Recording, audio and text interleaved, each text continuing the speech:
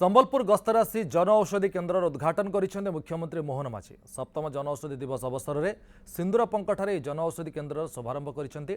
Allopathic औषधर दाम बढ़ीगला साधारण परिवार तथा गरीब परिवार लोके यह किणवा कष्टकर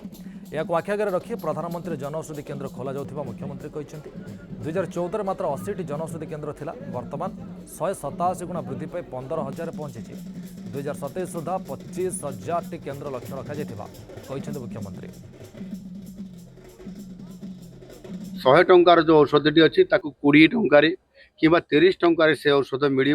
व्यवहार करले से 100 टंकार जोटा काम करूला 20 टंकार से औषध को व्यवहार करले समान परिमाण चिकित्सार उपलब्धिता मिलूला और आरोग्य लाभ करूला। तेणु एभली एक आज सारा भारत वर्ष को आर्थिक दृष्टिकोण लोक मानू गरीब लोक मानू सुरक्षा देवाई ये जो आज व्यवस्था होता द्वारा ये जनऔषधि केन्द्र निश्चित भाव में ये लोकंकर काम लगिबो एवं लोक माने सुस्थ हवा सहित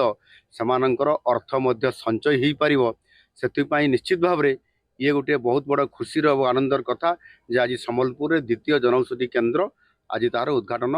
आज हो पारिछि।